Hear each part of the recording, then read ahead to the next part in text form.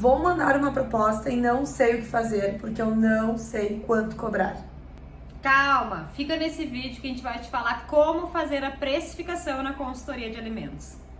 A gente sabe que a precificação é uma parte bem chatinha, que a maioria das pessoas não gosta, nós também lá no início não gostávamos, mas é uma das partes mais importantes para que a gente atinja o nosso 5K com consultoria de alimentos. Então a gente precisa controlar e saber como que isso funciona na prática. No início é normal que a gente acabe cobrando um preço mais baixo, a gente ainda não tem experiência, a gente ainda não tem cases de sucesso para apresentar para os clientes e conseguir mostrar, né, um valor maior. É normal, a gente também fez isso lá no início, mas mesmo cobrando um valor um pouco mais baixo do que tu pode cobrar no futuro, tu tem que cobrar um valor que pelo menos, né, cubra todos os teus custos e ainda te dê uma margem de lucro ali no serviço. Quando a gente começou há quase 8 anos atrás, nós também não sabíamos como cobrar. Nós também tínhamos medo de cobrar muito alto, daqui um pouco o cliente achar muito caro, porque a gente não tinha clientes no início. Aí o que a gente fazia? Nós usávamos de várias estratégias de comunicação, de a parte de marketing, outras estratégias, para que o cliente ele visse valor no nosso serviço e aí sim conseguir cobrar o que a gente achava justo, né? O mínimo que a gente achava justo para o nosso trabalho. Então vocês também têm que pensar em quais são essas estratégias que vocês vão utilizar para conseguir cobrar o que realmente o trabalho de vocês merece nesse início de carreira, nesse início profissional. E tudo começa com a identificação dos custos que a gente tem no nosso negócio. Sim, é um negócio, nós temos um negócio, porque muitos consultores não se enxergam como um negócio, se enxergam apenas como um profissional, mas na verdade sim é uma empresa. E a empresa precisa que a gente controle e entenda esses custos. E falando em custos, nós temos alguns tipos de custos diferentes na consultoria de alimentos. O primeiro deles se chama custo fixo. O que é isso, gurias? Como que funciona?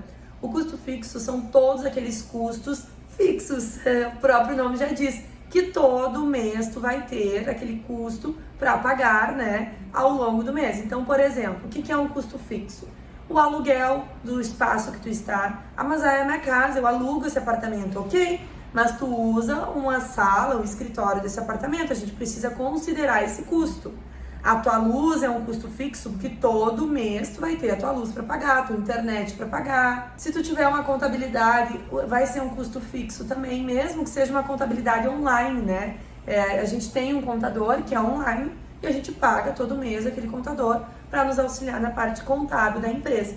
Então, tudo aquilo que tu vai ter todo mês de custo e que envolve diretamente ou indiretamente o teu serviço precisa ser considerado como um custo fixo. Ah, mas é muito difícil, eu moro ainda com meus pais e eu nem pago a luz. E aí? E aí?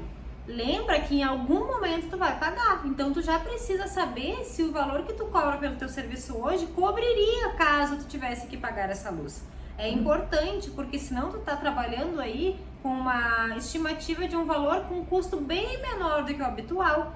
Obviamente, tu pode estar cobrando um valor abaixo do que seria o valor pelo teu serviço em função disso. Então, toma cuidado com os custos fixos. Outro custo fixo é, por exemplo, me associei, fiz uma parceria com alguma instituição, algum sindicato e eu tenho uma mensalidade. Essa mensalidade, ela vai ser um custo fixo que tu vai ter. Assim como se tu precisar fazer um curso, agora eu vou fazer um curso de negócios, um curso financeiro que vai contribuir para minha vida profissional na consultoria e tu vai ter uma mensalidade nos próximos 12 meses, isso é um custo fixo que tu vai ter ao longo do ano para exercer aí as tuas atividades. Então eles precisam ser considerados para que a gente consiga ter uma noção do que a gente precisa todo mês fixo para que o nosso negócio se sustente. Importante lembrar que o custo fixo ele vai existir mesmo que tu não tenha nenhum cliente. E aí? Tem que pagar esse custo fixo. Então, caso em algum mês tu não tenha um cliente aí, não tenha entrada de dinheiro, tu vai ter que ter um dinheirinho guardado para pagar esses custos fixos, porque eles vão ter que ser pagos independentemente de entrar ou não dinheiro na tua conta. E lógico, né, gente, se vocês moram ainda com os pais, se vocês não pagam água, luz, aluguel, vocês precisam considerar e daqui a um pouco não retirar esse valor, mas vocês precisam saber que esse valor vai fazer parte. Porque o dia que vocês colocarem um passo a mais aí na vida de vocês, forem sair da casa dos pais, forem investir em algo, vocês já sabem que esse custo tá ali. Porque quantas vezes a gente vê profissionais que não consideram isso e aí sai daquele espaço que está acostumado sem pagar nada e aí não tem dinheiro.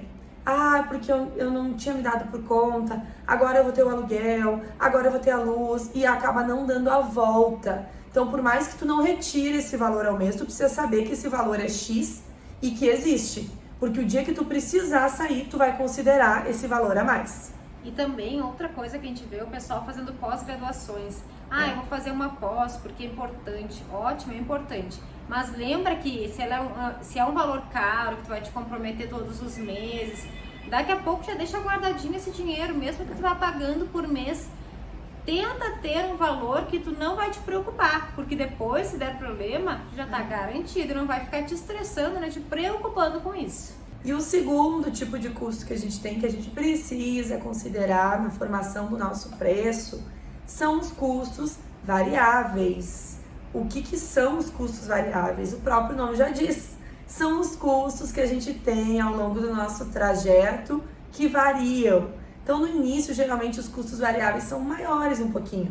Por quê? Porque a gente precisa comprar um jaleco, uma prancheta, nosso uniforme de trabalho, daqui um pouco um computador melhor. Se eu tenho um computador, ele não é tão bom. Então, são aqueles custos que eu vou investindo de vez em quando para melhorar a minha atividade profissional ou que eu preciso. Por exemplo, um cartucho da impressora é um custo que varia.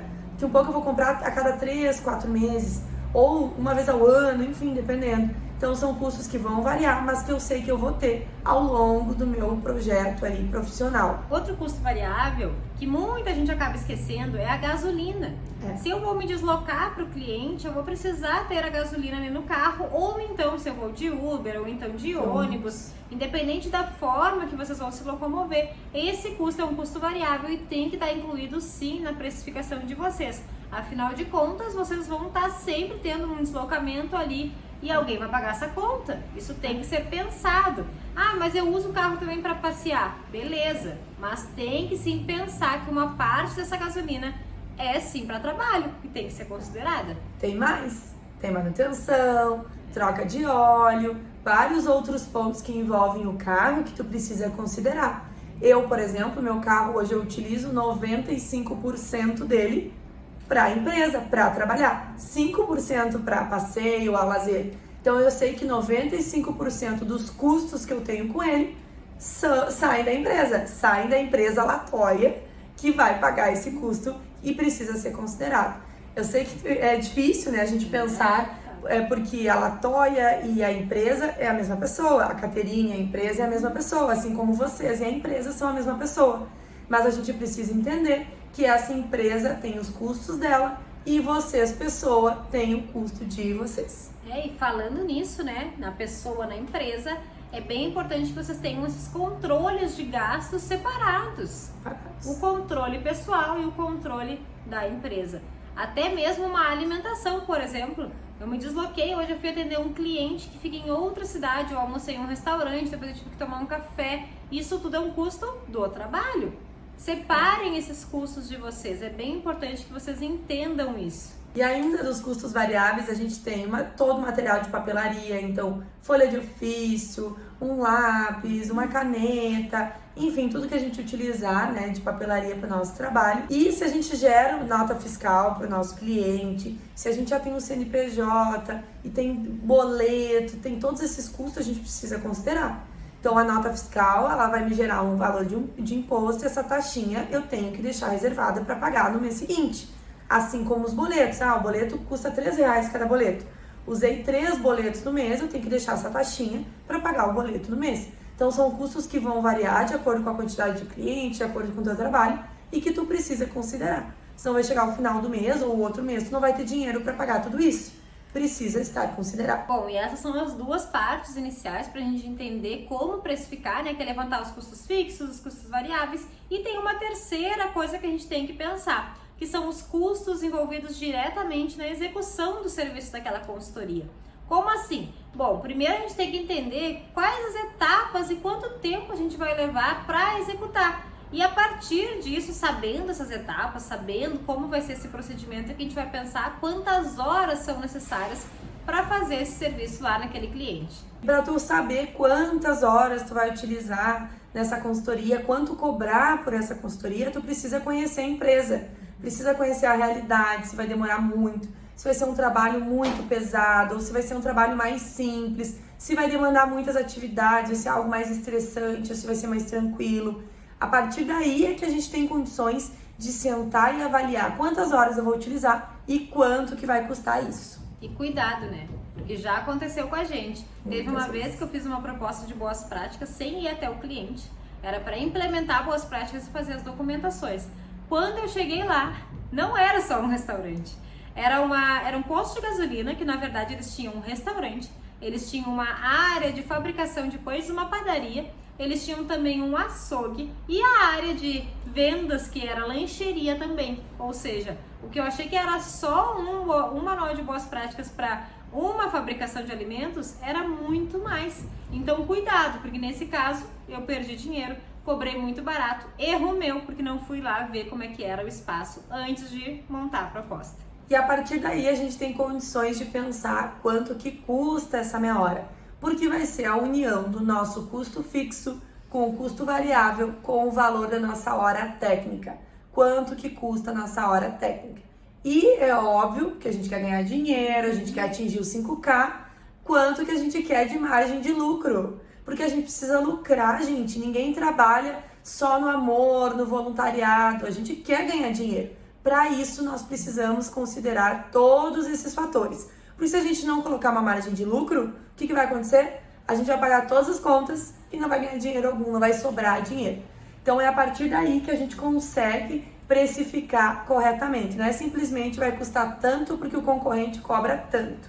Não, nada disso. A gente tem que avaliar a nossa realidade. No início vai ser difícil, aos poucos vocês vão entendendo um pouco mais como fazer esse processo e deixando ele mais fácil. E lembrando, gente, valorizem também o conhecimento de vocês. Isso é bem importante. A gente estudou há anos, a gente passou muito tempo se dedicando para saber o que a gente sabe hoje. Não foi à toa. Se não tivesse esse tempo de dedicação, a gente não saberia o que a gente sabe. Então, esse conhecimento é o que a gente vende. É conseguir entregar uma solução mais rápida, mais fácil lá naquele cliente. E esse conhecimento tem que ser valorizado. E até nós mesmos que estamos aí no mercado há muito tempo, e muitas vezes não nos valorizamos, né? Não pensamos que o que a gente sabe é algo muito, muito complexo. Para nós é simples porque a gente está acostumado. E se a gente não se valoriza, ninguém vai valorizar. E aí vocês podem estar se perguntando, gurias, mas o fulano que é concorrente, ele cobra tanto, como é que eu vou cobrar tanto? O fulano é o fulano. A gente é a gente não sabe a realidade do outro. A gente não sabe o que o concorrente passa, a gente não sabe o que ele faz. Se daqui um pouco ele tem custo fixo, daqui um pouco ele não tem nenhum. A gente não sabe, a gente tem que viver com base na nossa realidade. Claro, né? Avaliando o mercado, vendo possibilidades, mas sempre fazendo essa análise de custo fixo, variável, hora técnica e quanto eu quero lucrar. O quanto eu acho que eu mereço ganhar com base nisso tudo. Não é simplesmente um comparativo com o que está no mercado ou não. E aí tem um exemplo muito claro nosso, né? Tem produtos da Apps que a gente demora 2 horas para fazer, pelo menos. Uma tabela nutricional. Pelo menos 2 horas técnica. Pensa quanto que custa 2 horas de uma engenharia de alimentos, de uma tecnologia de alimentos. Pelo menos R$200 para fazer uma tabela nutricional. Pelo menos. E tem gente, concorrentes nossos, profissionais do mercado, que cobram R$20 numa tabela nutricional. R$15 ou que seja R$50. Não tem como a gente se basear, se comparar com esse tipo de profissional. Porque a gente sabe o valor da nossa hora, a gente sabe o valor do nosso trabalho e todos os custos fixos, variáveis, margem de lucro, tudo que a gente tem. Então não se compare com o outro. Avalie, e se o cliente tiver que te contratar, ele vai te contratar, gente. Isso é fato. E às vezes a gente pensa, mas é tão rápido, eu só vou avaliar ali e colocar os ingredientes na ordem decrescente, ver os alergênicos, é muito fácil, eu já faço isso muito rápido, de cabeça. Sim, tu faz de cabeça hoje, porque tu estudou para isso, muito estudo, tu te dedicou para isso, tu passou um tempo da tua vida sendo o melhor nisso, então hoje tu faz rápido. E é isso que a gente tem que valorizar. Não é porque é fácil para mim hoje, não. É fácil porque a gente estudou, então o outro tem que ver essa valorização. É a mesma coisa que se a gente for comparar aí, eu vou chamar um técnico para arrumar a minha televisão. Ah, ele levou 5 minutos, que horror, paguei R$100 por 5 minutos. Que ótimo! Que ótimo, Eu levaria quanto tempo para conseguir arrumar?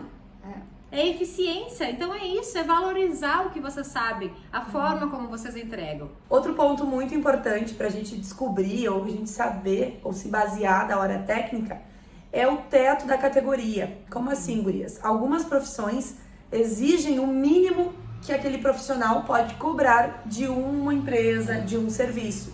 Então não é simplesmente, eu vou cobrar R$50, R$10.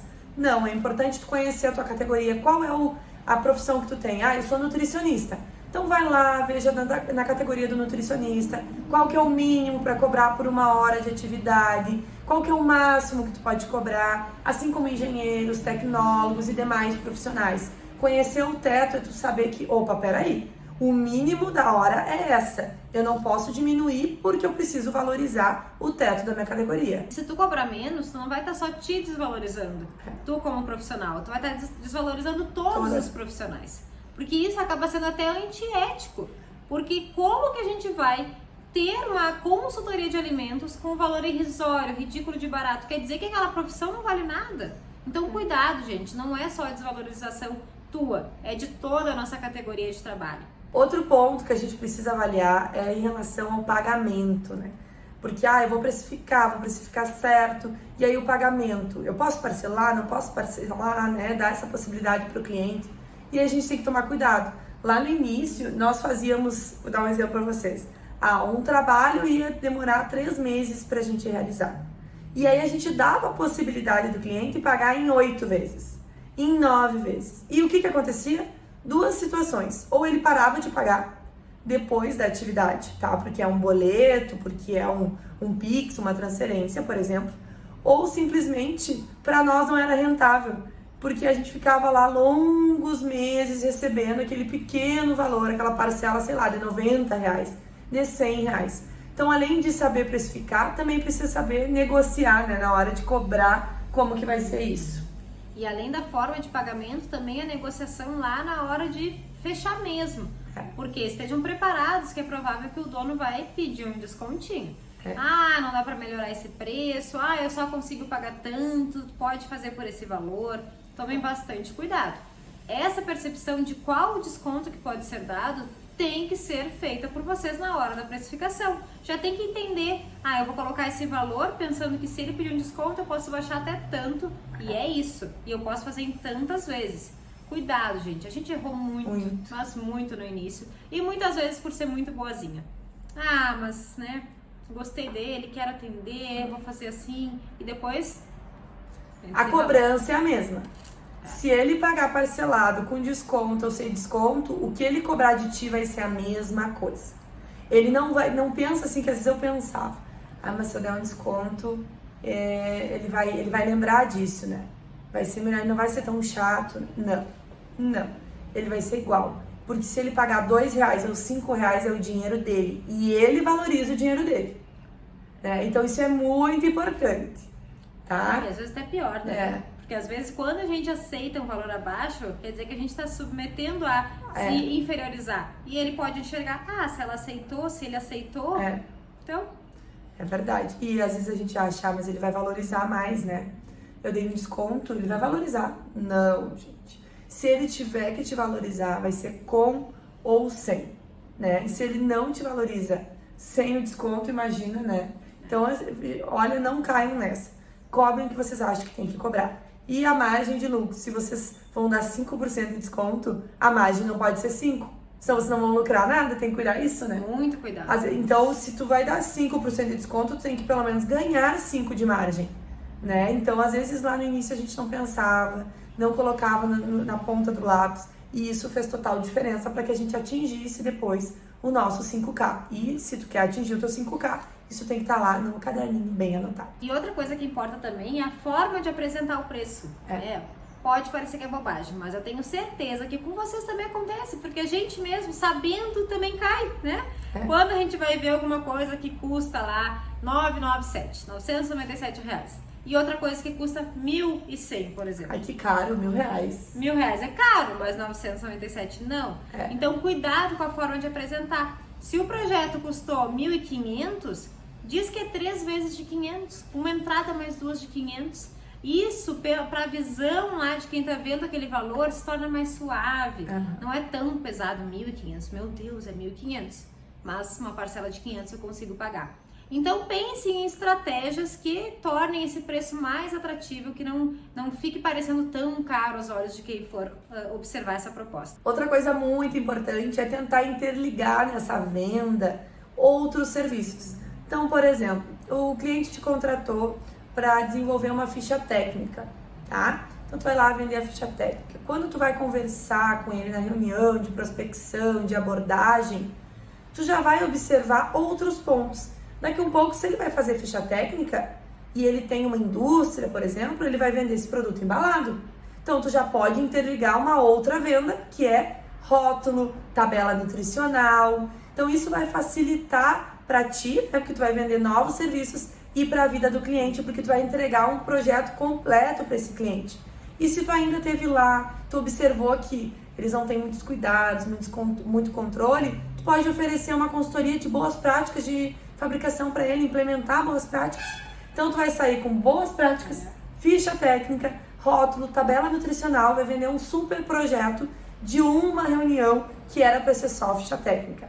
Isso é uma estratégia muito boa para tu conseguir vender mais, gente. E aí pode entrar a estratégia do desconto também, né? Se ele te pede um desconto, tu diz, olha, a gente pode negociar sim, mas aí a gente pode fechar as duas consultorias, a ficha técnica e a tabela. Com as duas consultorias, sim, eu consigo te fazer um preço melhor, com certeza. Então, tu vai achando estratégias que ficam mais adequadas para negociar, para conseguir chegar ao melhor ponto para ti e para ele, porque sempre vai ter que ser um ganha-ganha. E não tem erro. Falou em bônus, em desconto, se contratar 2 serviços juntos, eles olham com outros olhos. Então, tenta vender esses serviços, 2, 3 serviços casados com desconto, que vai valer muito a pena. Outro exemplo também de serviços que se complementam, por exemplo, há pouco a gente fez o layout para um cliente e esse mesmo cliente fazia polpa de frutas e precisava de registro no mapa. Para o registro no mapa, ele também precisaria do manual de boas práticas e de outros documentos.